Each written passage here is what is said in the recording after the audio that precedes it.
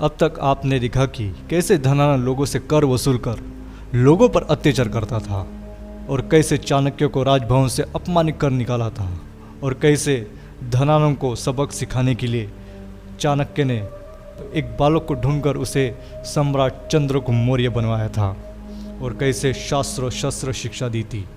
आज हम इस वीडियो में इतिहास के अगले पन्ने खोलते हैं। कौन है सम्राट चंद्रगुप्त मौर्य?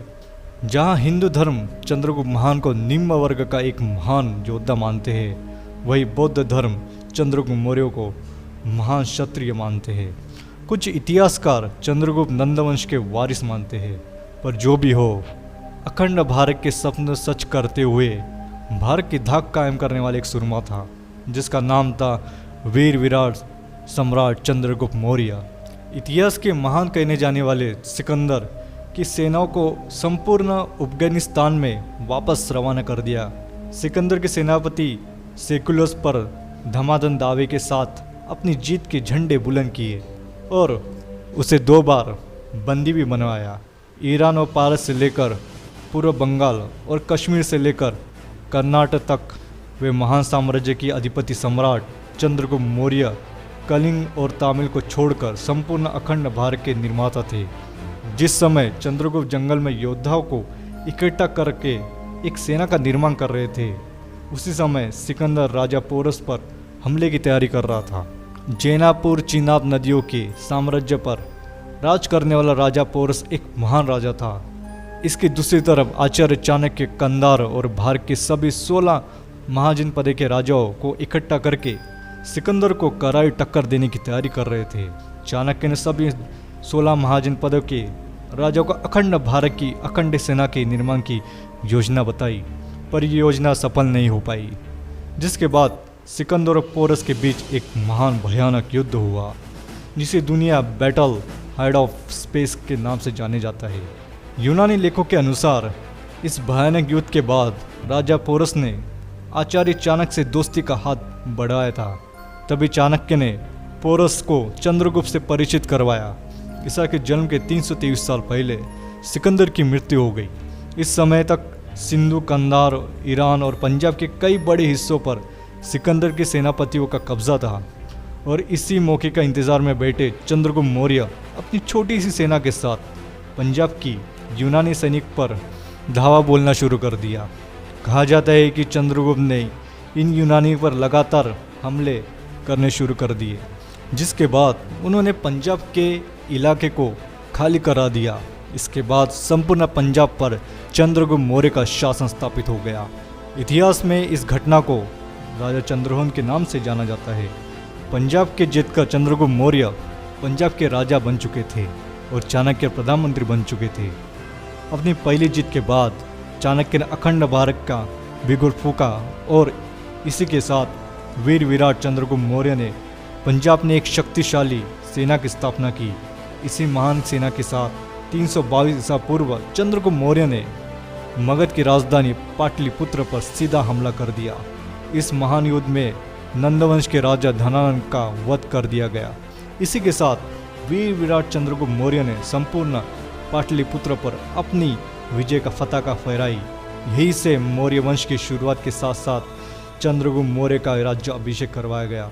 इसी के साथ चंद्रगुप्त मौर्य ने पूर्व से पश्चिम और उत्तर से दक्षिण में अपने कई सेना अभियान भेजे और इन्हीं लगातार जीतों के बाद मौर्य साम्राज्य फैलता जा रहा था। वही चंद्रगुप्त अब सम्राट चंद्रगुप्त मौर्य बन चुके थे। इसी समय के साथ साथ सेकुलस निकेटस को समाचार मिले कि एक 26 साल के लड़के ने पंजाब को जीतकर यूनान के राज्यों को तहस-महस कर देने वाला और संपूर्ण राज्य पर अपने अधिकार कर लिया। इसी हमले के जवाब में साल 305 साल पूर्व सेकुलस ने चंद्रगुप्त मौर्य पर हमला कर दिया। इस हमले में चंद्रगुप्त मौर्य ने सेकुलस की सेनाओं पर ताबड़तोड़ धावा बोला। सेकुलस को समझ में नहीं पाया कि आखिर हो क्या रहा है, क्योंकि सेकुलस का हर दाव, हर योद्धा चंद्रगुप्त के सामने घुटने टेक चुका था। ये सेकुलस की इतिहास की सबसे बड़ी हार सिद्ध हुई। सेकुलस की सेनाओं को सम्राट की सेना चारों तरफ से घेर लिया। मौत रूपी चंद्रगुप्त महान निकेटर के सामने खड़ा था। तभी सेकुलस ने चंद्रगुप्त महान के साथ अपनी हार स्वीकारते हुए इस संधि को तहत सेकुलस ने सम्राट चंद्रगुप्त मौर्य को बलूचिस्तान से हेरात, कंधार और काबुल के राज्यों का राजा घोषित कर दिया। चंद्रगुप्त मौर्य से इतना भयभीत हुआ, उसने अपनी बहन का विवाह चंद्रगुप्त मौर्य के साथ करवा दिया। दूसरी तरफ वीर चंद्रगुप्त ने भी सेकुलस को उपहार में 500 हाथी दिए। सम्राट ने ये 4 राज्यों का शासन जीतने के बाद सम्राट चंद्रगुप्त एक विशाल साम्राज्य का राजा बन चुके थे। पुटाक ने सम्राट के बारे में लिखा है कि सम्राट की 6 लाख की महासेना थी। भारत के कई राज्यों को एक ही झटके में अपने शासन में शामिल कर लिया था। यूनानी यात्री मेगस्थनीज सम्राट के दरबार में कई सालों तक यूनानी कर राजपूत बनकर रहा, जिसने सम्राट के दरबार में रहते हुए इंडिका नाम की किताब लिखी। इन्हीं साम्राज्य विस्तार के बाद मौर्य काल में भारत में लगातार 12 सालों तक भयंकर अकाल पड़ा। इस अकाल में सम्राट अत्यधिक परेशान हो गए। अंत में उन्होंने ब्राह्मण और संतों की सभा बुलवाई और अकाल की मुक्ति का मार्ग पूछे। इसी सभा में साल 298 साल पूर्व सम्राट के दरबार में जैन साधु भद्रभाव पधारे। उन्हें सम्राट से कहा कि इस अकाल का कारण महाराज आपके कर्म है।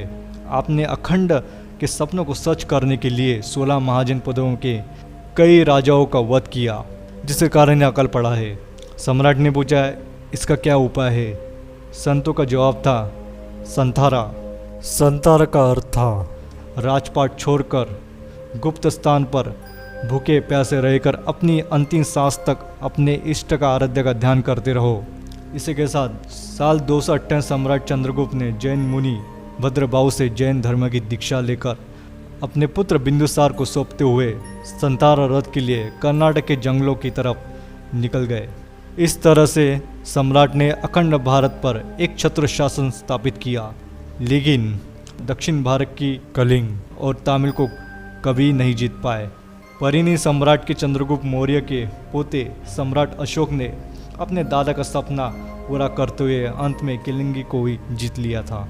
आपको वीडियो कैसा लगा तो हमारे चैनल लाइक को शेयर कर दीजिए और कमेंट कर दीजिए और हमारे चैनल को सब्सक्राइब करना ना भूलिए। धन्यवाद।